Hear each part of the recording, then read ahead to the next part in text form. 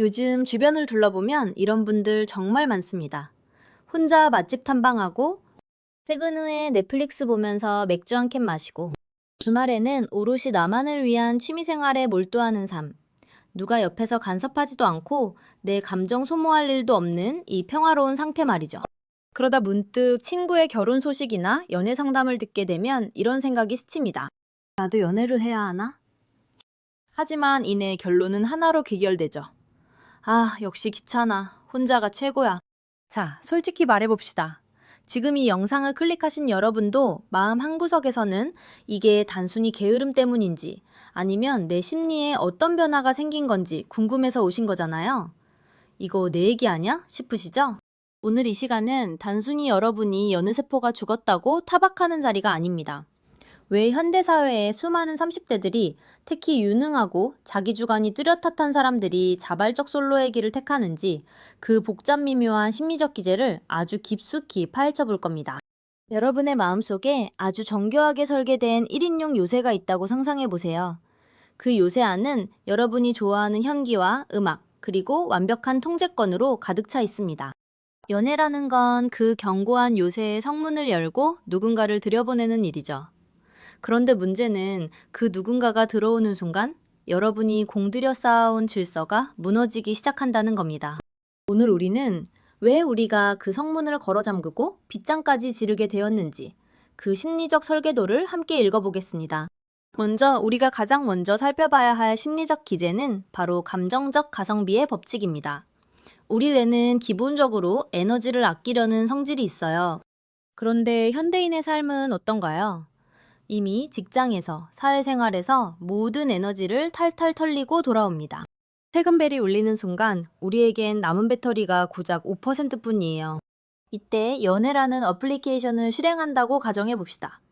이 어플은 배터리 소모가 엄청납니다.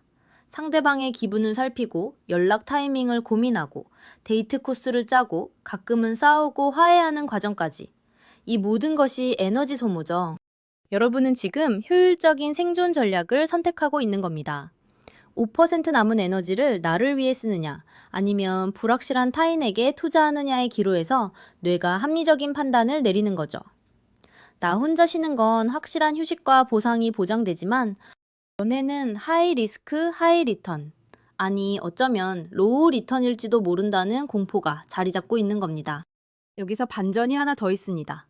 여러분이 연애를 귀찮아하는 진짜 이유는 게을러서가 아니라 오히려 너무 책임감이 강하기 때문일 수 있습니다. 한번 생각해 보세요. 대충 연애할 거면 귀찮을 일도 없습니다.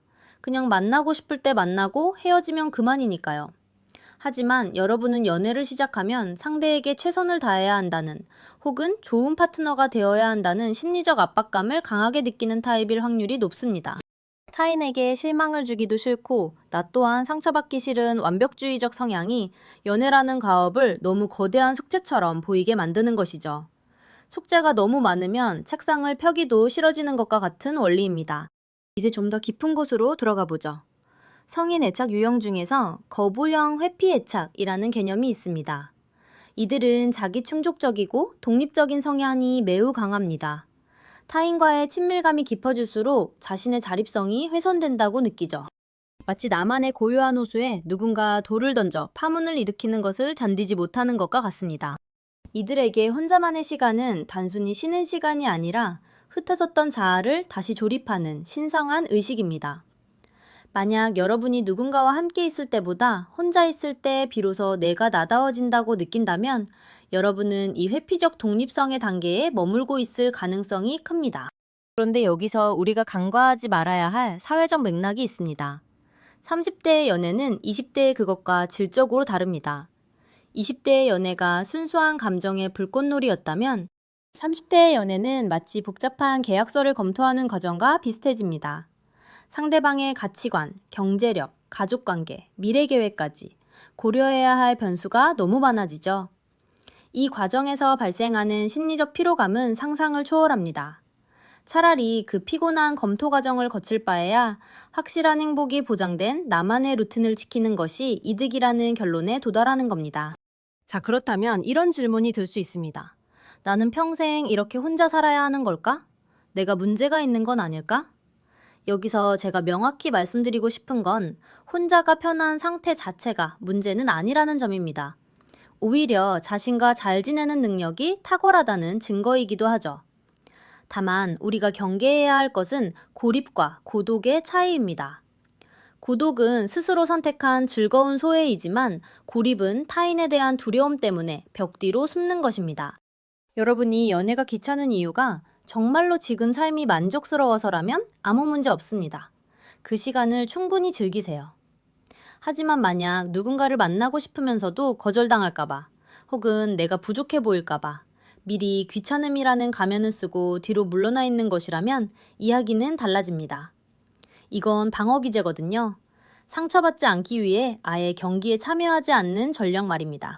여러분 마음속의 그 요새를 다시 한번 들여다보세요. 그 요새는 당신을 보호해주고 있지만 동시에 당신을 가두고 있지는 않나요? 성문을 조금 열어둔다고 해서 당신의 세계가 무너지지는 않습니다. 오히려 새로운 공기가 들어와 당신의 세계를 더 풍요롭게 만들 수도 있죠. 연애를 대단한 결심이나 인생의 과업으로 보지 마세요. 그냥 맛있는 음식을 먹으러 갈 때 옆에 한 명 더 있는 정도. 재미있는 영화를 보고 소감을 나눌 입술이 하나 더 있는 정도의 가벼움으로 시작해보는 건 어떨까요? 실제로 연애가 귀찮은 분들을 위한 심리적 처방법을 하나 제안해 드릴게요. 바로 관계의 다이어트입니다. 처음부터 모든 것을 공유하는 무거운 연애를 상상하지 마세요. 아주 좁은 교집합부터 시작하는 겁니다. 내 요새 전체를 보여주는 게 아니라 성문 앞 정원에서 차 한 잔 마시는 정도의 거리감을 유지하며 서서히 온도를 높여가는 것이죠. 30대의 연애는 뜨겁게 타오르는 불꽃보다 은근하게 오래가는 온돌 같아야 합니다. 오늘 이야기를 들으면서 어떤 생각이 드셨나요? 여전히 혼자가 편하신가요? 아니면 내 마음의 빗장을 아주 조금은 헐겁게 해볼까 하는 생각이 드시나요? 어떤 선택이든 괜찮습니다.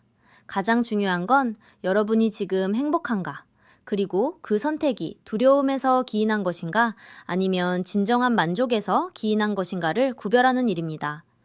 나 혼자 사는 삶은 완벽할 수 있지만 누군가와 함께하는 삶은 불완전해서 더 아름다울 때가 있습니다. 여러분의 평화로운 요새가 외로운 감옥이 되지 않기를 바랍니다. 오늘 이 영상이 여러분의 마음속에 작은 파동을 일으켰다면 그것으로 충분합니다. 여러분은 충분히 가치 있는 사람이고 혼자여도 혹은 둘이어도 그 가치는 변하지 않으니까요. 여러분의 요새 안에는 지금 어떤 것들이 채워져 있나요? 그리고 그 성문을 열어줄 열쇠는 어디에 두셨나요? 댓글로 여러분의 솔직한 마음을 공유해주세요. 비슷한 고민을 하는 수많은 동지들이 여러분의 이야기를 기다리고 있을 겁니다. 다음 시간에는 더 깊고 날카로운 심리 분석으로 돌아오겠습니다. 오늘 하루도 고생 많으셨습니다. 혼자여도 괜찮고 함께여도 괜찮은 여러분의 모든 밤을 응원합니다.